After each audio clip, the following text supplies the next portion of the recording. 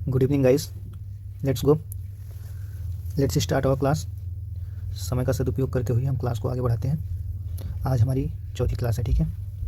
आज हम पढ़ने वाले हैं आर्टिकल्स, यानी हमने लास्ट टाइम में आपको बताया था कि हम क्या क्या पढ़ने वाले हैं आगे कक्षाओं में। तो हमने बताया था आपको हम पढ़ेंगे आर्टिकल 12, 13, 14, 15 और फिर आगे ऐसे ही बढ़ते जाएंगे, यानी 12 से लेकर के 35 तक, यानी भाग 3 के जितने भी आर्टिकल्स हैं सारे हम पढ़ने वाले हैं, ठीक है।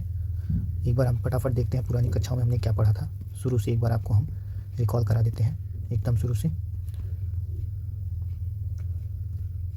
तो पहली कक्षा में हमने देखा था संविधान क्या है, और उसके बाद संविधानवाद को देखा था। वहीं हमने समझा था राज्य व्यवस्था क्या है और संविधान को किस तरीके से बांटा गया है, ये भी हमने देखा था।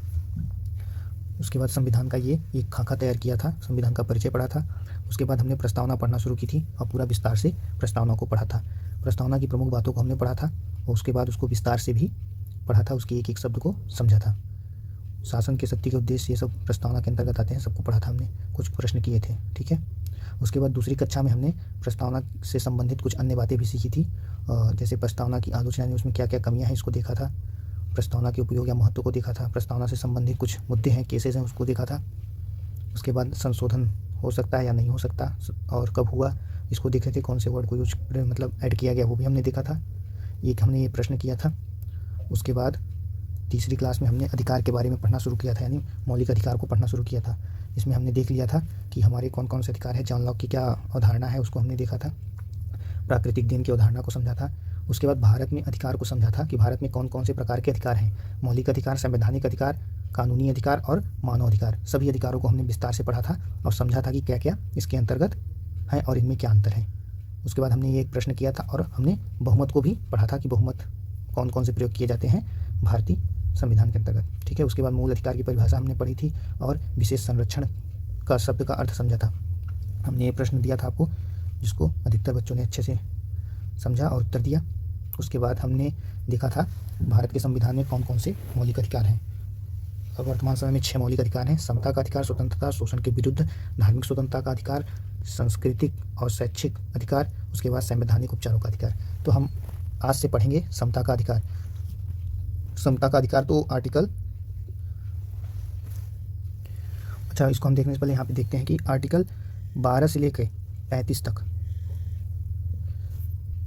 12 से लेकर 35 तक मौलिक अधिकारों के अंतर्गत आते हैं, ठीक है, भाग 3 के अंतर्गत, ठीक है। तो हम देखेंगे ये जो समता का अधिकार है ये आर्टिकल 14 में आता है, आर्टिकल 14 से। तो आर्टिकल 12 और 13 ये क्या है, उसके बाद 33, 34, ठीक है। तो हम देखते हैं कि 14 से लेकर के 32 तक तो मूल अधिकारों को विस्तृत से लिखा गया है, उनको एक खंडित किया गया। लेकिन 12, 13, 33, 34, 35 इनको हम अलग से समझेंगे, क्योंकि ये संविधान मतलब मौलिक अधिकार से तो संबंधित है, लेकिन मौलिक अधिकारों के संचालन एवं प्रचालन से संबंधित है। तो ये कुछ अलग प्रकार के हैं, तो सारा हम समझेंगे एक क्रम से, ठीक है। आगे बढ़ते हैं। ये तो हमने पिछली कक्षा में समझ लिया था, ये कुछ प्रश्न किए थे। मौलिक अधिकारों की विशेषताओं को भी हमने देख लिया था और उससे संबंधित कुछ अन्य तथ्यों को भी देखा था। हमने बताया था कि आपको अगली कक्षा में हम आर्टिकल 12, 13, 14, 15 इस तरह से क्रम से पढ़ते जाएंगे। तो आज की क्लास यहाँ से शुरू होती है दोस्तों। तो आप देखिए हम क्या पढ़ने वाले हैं आज। आर्टिकल 12, आर्टिकल 12 में क्या लिखा हुआ है कि कोई मौलिक अधिकार तो नहीं लिखा हुआ है, लेकिन इसमें लिखा क्या है, राज्य की परिभाषा। ये बताया गया है कि किस किस को राज्य कहा जाएगा, क्योंकि राज्य का ही उत्तरदायित्व होता है वो मौलिक अधिकारों की रक्षा करें और लोगों को प्रदान करें, उसके अनुसार सुविधाएं प्रदान करें, ठीक है, और उसका उल्लंघन ना हो पाए। तो हम देखते हैं हमारे संविधान में राज्य को 3 प्रकारों से यूज किया गया है। राज्य यानी देश के रूप में इसको प्रयोग किया गया है, राज्य को ही प्रांत भी कहा जाता है और राज्य को ही सरकार भी कहा जाता है। तो यहाँ मौलिक अधिकार में राज्य को सरकार के रूप में देखा जा सकता है, सरकार के रूप में देखा जाता है। तो हम देखते हैं कि हमारी सरकार क्या क्या है, मतलब सरकार के अंग कौन कौन से हैं, मतलब राज्य में क्या क्या आता है। तो सबसे पहले है दोस्तों संघ की संसद और सरकार, यानी जो भी केंद्र से संबंधित है, मंत्री से लेकर निम्न पद तक, मंत्री से लेकर संतरी तक, सभी के सभी राज्य के अंतर्गत आते हैं। दूसरा क्या देखते हैं हम, राज्य विधानमंडल और प्रांत की सरकार, यानी राज्य स्तर, यानी जैसे हम अभी स्टेट वगैरह कहते हैं, उत्तर प्रदेश, मध्य प्रदेश, जितने भी हमारे राज्य हैं उनकी विधानमंडल और प्रांत की सरकार, यानी उसके अंतर्गत भी अगर कोई जिले वगैरह हैं, उसके अंतर्गत कोई गवर्नमेंट है रिलेटेड, तो वो सब राज्य के अंतर्गत आते हैं, सबका उत्तरदायित्व तो बनेगा, ठीक है। उसके बाद अगली कड़ी है स्थानीय संस्थाएं, जैसे पंचायत, नगर पालिका, जैसे हमारे गांव में पंचायत हो गई, नगर पालिका हो गई, छोटे स्तरों पे जो केंद्र शासित या राज्य शासित संस्थाएं हैं वो भी इसके अंतर्गत आ जाती हैं। चौथा हम देखते हैं जो व्यक्ति सरकार की शक्ति का प्रयोग करते हैं, यानी कोई भी सरकारी व्यक्ति, सरकारी गवर्नमेंट में काम कर रहा हुआ व्यक्ति, वो इसके अंतर्गत आता है। जैसे यूपीएससी के विभिन्न अधिकारी इसी के अंतर्गत आएंगे, राज्य ही हैं सब। उसके बाद जैसे एसबीआई गवर्नमेंट बैंक है तो ये इसके अंतर्गत काम करने वाले बैंक मैनेजर, कर्मचारी सब क्या कहते हैं, राज्य के अंतर्गत आएंगे। यहाँ ध्यान देते हैं कि जैसे एचडीएफसी, जितने भी प्राइवेट पार्टी हैं उनके अंतर्गत काम करने वाले लोग वो सब राज्य नहीं होंगे, वो राज्य के अंतर्गत नहीं आएंगे। एक कुछ यहाँ पे और देख लेते हैं, सुप्रीम कोर्ट और हाई कोर्ट को राज्य से बाहर रखा गया है क्योंकि ये मुख्य निर्णयकर्ता होते हैं जो अंतिम निर्णय करते हैं, तो इनके ऊपर केस वगैरह करना संभव नहीं है, तो इसलिए इनको राज्य से बाहर रखा गया है। ठीक है, तो आगे हम बढ़ते हैं यहाँ से और हम देखते हैं कि आर्टिकल 13 में क्या लिखा हुआ है। तो हमने समझ लिया दोस्तों, आर्टिकल 12 में राज्य की परिभाषा दी गई है, तो इसको आप ध्यान से अपने दिमाग में सेट कर लीजिएगा और आर्टिकल 12 यहाँ पे खत्म होता है। और आगे बढ़ते हैं, आगे हम देखने वाले हैं क्या, आर्टिकल 13। तो दोस्तों आर्टिकल 13 में एक नहीं 4 क्लॉज हैं इस समय। तो article 13 clause 1, article 13 clause 2, article 13 clause 3 और आर्टिकल 13 क्लॉज 4। हम यहाँ पे देखते हैं, हमने इसको 2 रंगों में लिख रखा है। तो आर्टिकल क्लॉज 1, क्लॉज 2, क्लॉज 3 ये तो मूल संविधान में पहले से ही उपस्थित थे, इसलिए हमने इसको इस रंगों में रखा है। और ये आर्टिकल 13 क्लॉज 4 इसे 1971 में जोड़ा गया है। आगे हम देखते हैं कि ये क्यों जोड़ा गया, क्या इसकी आवश्यकता थी और इसमें क्या लिखा हुआ है। ठीक है, तो हम यहाँ पहला पढ़ते हैं आर्टिकल 13 क्लॉज 1, इसको विस्तार से पढ़ते हैं कि इसके अंतर्गत क्या लिखा हुआ है। तो दोस्तों इसके अंदर लिखा हुआ है, संविधान निर्माण के पूर्व की विधि तब शून्य या अमान्य हो जाएगी जब वो मौलिक अधिकारों का उल्लंघन करेंगी या उनको कम करने का प्रयास करेंगी। ठीक है, ये मूलतः नहीं लिखा हुआ है, ये हमने इसको आपकी सहूलियत के लिए शॉर्ट में करके लिखा हुआ है, उसका सारांश है। यानी ऐसे समझिए, पूर्व की विधि मतलब संविधान निर्माण के पहले से जो भी विधि, कानून, नियम, परंपराएं, कुछ भी जो सामाजिक जीवन को संचालित करने के लिए लागू हैं, चल रही हैं, उनको पूर्व की विधि कहा जाएगा। यहाँ हम इसको आच्छादन का सिद्धांत से समझ सकते हैं। ये भी एक इम्पॉर्टेंट कड़ी हो जाती है इसके लिए, क्योंकि ये क्या कह रहा है कि जो पूर्व की विधि है, यानी अगर कोई भी पुरानी विधि और मौलिक अधिकार आपस में भिड़ते हैं तो वहाँ पे मौलिक अधिकार को सर्वोच्च माना जाएगा और पूर्व की विधि को अमान्य घोषित कर दिया जाएगा, यानी वो विधि वहीं पे समाप्त हो जाएगी, यानी शून्य हो जाएगी। ठीक है दोस्तों, तो जब ये सिचुएशन होती है तो यहाँ पे एक नया सिद्धांत उत्पन्न होता है जिसे हम कहते हैं आच्छादन का सिद्धांत। ठीक है, जिसे हम कहते हैं आच्छादन का सिद्धांत, डॉक्ट्रिन ऑफ इक्लिप्स। ठीक है, अच्छा इसको हम समझने की कोशिश करते हैं। ये एक तरीके से सूर्य ग्रहण और चंद्र ग्रहण तो आपने देखा ही होगा, समझते ही होंगे, सेम उसी तरह की कंडीशन ये है। जैसे हम मान लेते हैं, पहली कंडीशन ले लेते हैं, जैसे ये सूर्य है और ये पृथ्वी है। ठीक है, अगर इसके बीच में चंद्रमा आ जाता है तो क्या होता है कि जो सनलाइट है वो उन क्षेत्रों पे तो पहुंचती है जहाँ पे चंद्रमा की छाया नहीं है, लेकिन उन क्षेत्रों पे नहीं पहुंचती जहाँ पे चंद्रमा की छाया आ जाती है। तो इसी प्रकार से ये ग्रहण की स्थिति होती है। अब हम यहाँ पे आच्छादन के सिद्धांत को समझने की कोशिश करते हैं। जैसे ये कोई विधि है, ठीक है, मान लीजिए ये कोई विधि है और ये वर्तमान स्थिति है, वर्तमान जीवन समझ लीजिए, मतलब हमारा लाइफ वगैरह, क्योंकि इसी पे इसका प्रभाव पड़ता है। ठीक है, और ये हमारे मौलिक अधिकार हैं, ये हमारे क्या हैं, फंडामेंटल राइट्स हैं। तो अब देखिए, ये कोई कानून है, इसका प्रभाव पूर्ण रूप से हमारे जीवन पर पड़ेगा, इससे हमारे मौलिक अधिकार, इसको मतलब हमारी इस विधि के कारण हमारे मौलिक अधिकार पे कोई प्रकार का दुष्प्रभाव नहीं पड़ रहा है, यानी उसका उल्लंघन किसी प्रकार से नहीं हो रहा है, तो इसका पूर्ण प्रभाव हमारे जीवन पर पड़ेगा, इसमें कोई गड़बड़ी नहीं है। ठीक है, अब एक और कंडीशन देखते हैं, दूसरी कंडीशन देखते हैं। मान लीजिए ये विधि है, ठीक है, और ये वर्तमान जीवन हमारी लाइफ है। ठीक है, ये कोई विधि है, पहले से बनी हुई विधि है। ठीक है, और अब हमारे फंडामेंटल राइट्स यहाँ पे आ जाते हैं, यानी वे दूसरी कोई विधि है जो हमारे फंडामेंटल राइट्स का उल्लंघन कर रही है। ठीक है, लेकिन पूर्ण रूप से उल्लंघन नहीं कर रही है, इसका कुछ भाग हमारे उस पर पड़ता रहेगा। यानी कहने का मतलब ये है कि वो भाग, विधि के वो भाग प्रचलन में रहेंगे जो मौलिक अधिकारों का उल्लंघन नहीं करते, लेकिन जो भाग मौलिक अधिकारों का उल्लंघन करते हैं वो शून्य हो जाएंगे। यानी आप देख रहे हैं, ये इतना भाग मौलिक अधिकारों का उल्लंघन कर रहा था, तो इसको मौलिक अधिकार ने ढक लिया और इसका प्रभाव नहीं पड़ेगा, यानी इतना भाग शून्य हो गया, बाकी सारा प्रभाव पड़ेगा। एक और स्थिति देखते हैं जिसमें ये विधि पूर्ण रूप से मौलिक अधिकारों का उल्लंघन करती है। तो ऐसी स्थिति में क्या हो जाएगा कि ये पूरी तरीके से नील हो जाएगी, यानी शून्य हो जाएगी। ये एक उदाहरण है और इसका प्रभाव लाइफ पे नहीं पड़ेगा, यानी हमारे जीवन पे नहीं पड़ेगा, इसको जीरो माना जाएगा। ये हमारा फंडामेंटल राइट्स है, ये कोई विधि है। ठीक है, ये तीनों स्थिति आप अच्छे से समझ गए होंगे। मैं इसको दिखाता हूँ, ये देखिए, इसका पूरा प्रभाव इसके ऊपर पड़ने वाला है। ये किसी तरीके का विरोध नहीं कर रही है, ये आंशिक रूप से विरोध कर रही है, ये पूर्ण रूप से विरोध कर रही है। तो ये पूर्ण तरीके से हमारी अब नष्ट हो जाएगी और हमारे ऊपर इसका कोई भी प्रभाव नहीं रहेगा, लेकिन इसका आंशिक रूप से प्रभाव पड़ेगा और इसका पूर्ण रूप से प्रभाव पड़ेगा। ठीक है, ये आपको बहुत बेहतर तरीके से समझ में आया होगा दोस्तों। ठीक है, अब आगे बढ़ते हैं। आर्टिकल 13 क्लॉज 2 को हम पढ़ते हैं। ऐसा नहीं है कि हम आर्टिकल 13, 14 ऐसे ऊपर से पढ़कर आगे बढ़ जाएंगे। हम सारे आर्टिकल को विस्तार से उसके क्लॉज सब क्लॉज के साथ पढ़ेंगे एक एक करके। ठीक है, तो हम देखते हैं अब अगला क्या है, आर्टिकल 13 क्लॉज 2। इसमें क्या लिखा हुआ है, संविधान निर्माण के बाद की विधि तब शून्य या अमान्य हो जाएगी जो मौलिक अधिकारों का उल्लंघन करती है। दोस्तों, अभी हमने आच्छादन का सिद्धांत पिछले आर्टिकल में पढ़ा, सेम सिचुएशन यहाँ पे भी है। सिर्फ अंतर क्या है कि इसमें पूर्व की विधि यानी संविधान निर्माण के पहले की बनी कोई विधि या परंपरा वो अमान्य असिद्ध हो जाएगी, यानी शून्य हो जाएगी जब वो मौलिक अधिकारों का उल्लंघन करता है। सेम सिचुएशन यहाँ पे भी है, लेकिन यहाँ पे क्या है, संविधान निर्माण के बाद अगर कोई कानून बनता है, यानी संसद कोई कानून पारित करती है या फिर कोई कानून पारित करता है, किसी तरीके से कोई कानून बनाया जाता है, तो वो शून्य हो जाएगी। या संविधान संशोधन के द्वारा कोई भी कानून बनाया जाता है तो वो अमान्य मानी जाएगी अगर वो मौलिक अधिकारों का उल्लंघन करती है। तो ये लिखा हुआ है आर्टिकल 13 क्लॉज 2 में। ठीक है, अब हम यहाँ पे समझते हैं कि हमने ये तो पढ़ लिया कि संविधान निर्माण के बाद विधि तो पढ़ लिया, लेकिन यहाँ पे एक समस्या उत्पन्न हो जाती है, लोग इसी का फायदा उठा लेते हैं। विधि को अच्छी तरीके से उल्लेखित नहीं किया गया है, तो हमारे जो राजनेता और जो राजनीतिक वगैरह हैं तो इसका फ़ायदा उठा करके कानूनों के साथ उल्लंघन यानी छेड़छाड़ करते हैं।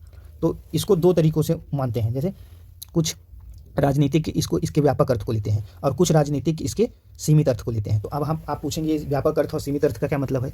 तो व्यापक अर्थ का क्या मतलब है, यहाँ पे व्यापक अर्थ का मतलब है कि इसको साधारण कानून और संविधान संशोधन दोनों के तहत रखा गया है, यानी दोनों प्रक्रियाओं से इसमें छेड़छाड़ नहीं की जा सकती, यानी ना तो इसको कम किया जा सकता है और न ही इसको नष्ट किया जा सकता है। तो इस प्रकार से संविधान क्या हो जाती है, संशोधनीय नहीं है।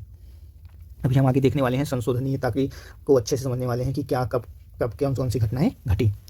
तो यहाँ पे ये संशोधनीय नहीं है, यानी इस तरीके से अगर इसके व्यापक अर्थ विधि को व्यापक अर्थों में देखा जाए तो जो हमारे मौलिक अधिकार हैं वो संशोधनीय नहीं है। अब वहीं हम देखते हैं दूसरी, कुछ क्या कहते हैं राजनीतिक, इसको साधारण कानून मानते हैं। ठीक है, यानी जो विधि है इसके अंतर्गत सिर्फ साधारण कानून आते हैं। अगर विधि के अंतर्गत सिर्फ साधारण कानून आते हैं तो साधारण कानून को पारित या क्या कहते हैं इसको नष्ट साधारण बहुमत से किया जाता है। ठीक है, तो कुछ लोगों ने इसको तर्क दिया कि अगर ये साधारण कानून है और ये साधारण बहुमत से पारित या नष्ट नहीं किया जा सकता, तो इसका मतलब है कि ये विशेष बहुमत से नष्ट या कम किया जा सकता है। तो इसी का फायदा उठा करके इसको संशोधनीय कहा गया।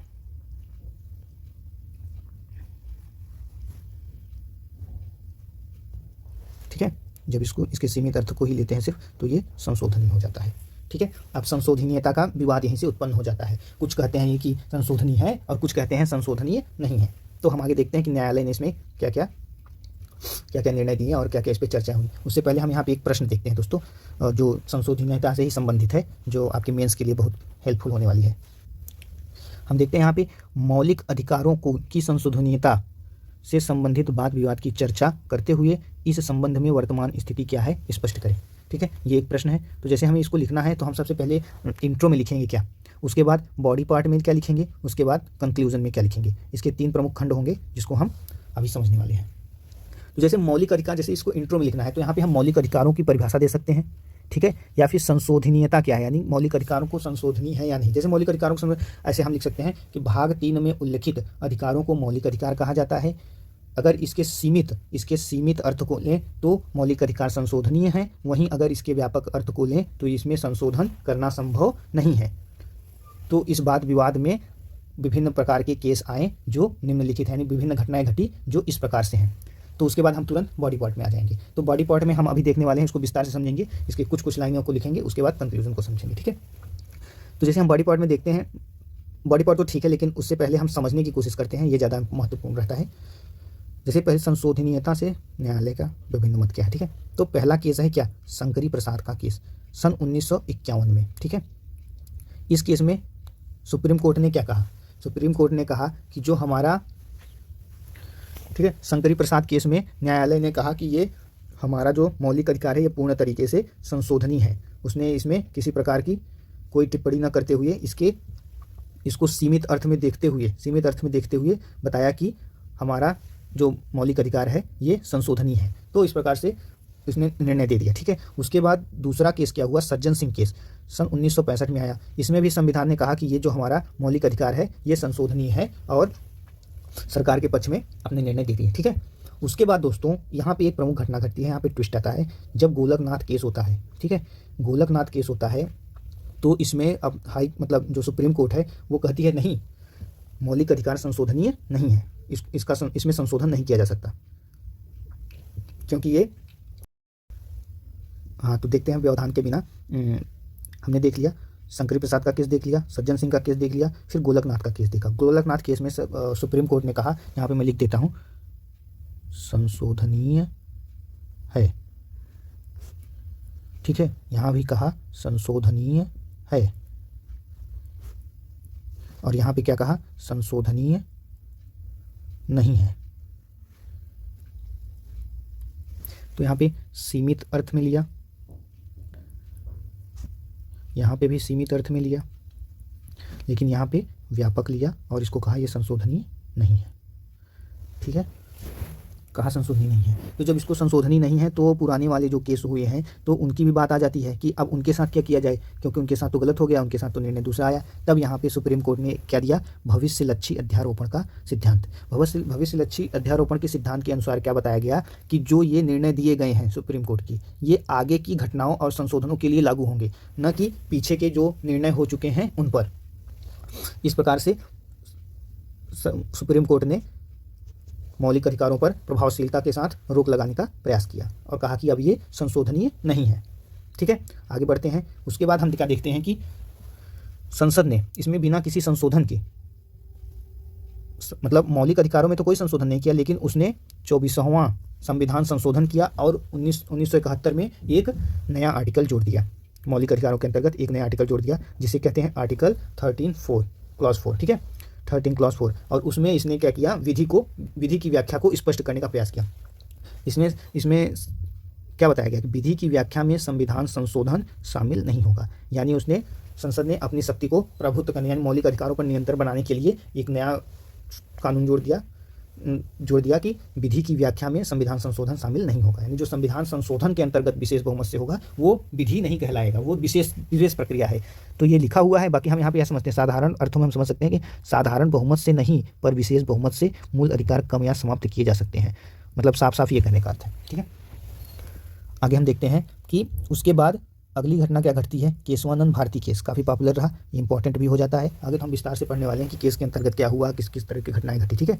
ये 1973 की घटना है, जब इसमें संशोधन किया गया है, आर्टिकल 13 और क्लॉज 4 को जोड़ा गया है। इसको चुनौती दी गई कि ये गलत है, ये सही नहीं किया गया है, कानून के मतलब मौलिक अधिकार के साथ छेड़छाड़ है। तब वहाँ पे सुप्रीम कोर्ट ने क्या दिया कि आर्टिकल 13(4) को सही ठहराया और उसने बताया कि ये सही प्रक्रिया से जोड़ा गया है और ये सही है। लेकिन वहाँ पे सुप्रीम कोर्ट ने एक और बात कही कि मूल ढांचे का सिद्धांत वहाँ से शुरू होता है और मूल ढांचे का सिद्धांत के अंतर्गत सुप्रीम कोर्ट कहती है कि इस प्रकार से मौलिक अधिकारों में संशोधन तो किया जा सकता है मात्र विशेष बहुमत से, लेकिन मूल ढांचे के साथ छेड़छाड़ नहीं कर सकती। आगे हम देखते हैं मूल ढांचा क्या है जिसके अंतर्गत कोई भी संसद छेड़छाड़ नहीं कर सकती। तो दोस्तों हम देख लिया हमने, ये बॉडी पार्ट हो गया, ठीक है। उसके बाद लास्ट में इसने कहा इस संबंध में वर्तमान स्थिति क्या है स्पष्ट करें। तो हम आगे देखते हैं वर्तमान स्थिति क्या है। इसको आप कंक्लूजन के पहले और कंक्लूजन के साथ मिश्रित करते हुए इसको भी लिख सकते हैं। वर्तमान स्थिति क्या है संविधान के साथ, मतलब मौलिक अधिकार के साथ, यह पूर्णतः संशोधनीय है, यानी इसमें संशोधन कर सकती है, संसद संशोधन कर सकती है, वो भी विशेष बहुमत से, सदैव विशेष बहुमत से ही होगा, यानी सामान्य बहुमत से इसमें कोई छेड़छाड़ नहीं की जा सकती। मूल ढांचे से में संशोधन करके समाप्त नहीं की जा सकती। यानी जो मूल ढांचा है इसके अंतर्गत, अगर इसमें मूल ढांचा पाया जाता है तो उसमें किसी प्रकार का संशोधन नहीं कर सकती है। आगे हम देखते हैं मूल ढांचा क्या है। यहाँ हम देखते हैं संविधान की आधारभूत संरचना, इसी को मूल ढांचा कहा जाता है। इसका तात्पर्य है संविधान में निहित उन प्रावधानों से है जो संविधान और भारतीय राजनीतिक और लोकतांत्रिक आदर्शों को प्रस्तुत करता है। यानी जो भारत की मूल आदर्शों को, जो संविधान स्वतंत्रता संग्राम के समय हमारे जो मूल आदर्श रहे जिसके लिए हमने स्वतंत्रता प्राप्त की, उसको अगर उससे संबंधित कोई बात होती है तो उसमें छेड़छाड़ नहीं की जा सकती। जैसे संविधान की सर्वोच्चता, संविधान की धर्मनिरपेक्षता, व्यक्ति की स्वतंत्रता, गरिमा जैसे तत्वों के साथ छेड़छाड़ नहीं की जा सकती। संविधान में आधारभूत ढांचा वस्तुनिष्ठ रूप से उल्लिखित नहीं है, यानी इसका नाम नहीं लिखा हुआ है, लेकिन ये इस तरह के भावनाएं जोड़ी गई हैं, ठीक है।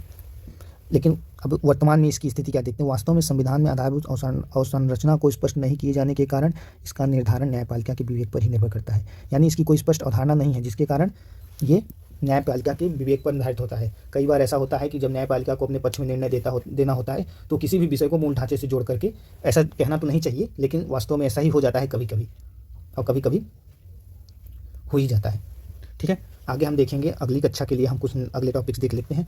अगले टॉपिक में हम आर्टिकल 14 को पढ़ेंगे। हमने यहाँ पे दो आर्टिकल पढ़ लिया आज, 12 और 13 के अंदर चारों क्लॉजेस को पढ़ लिए, अच्छे से पढ़ लिया, ठीक है।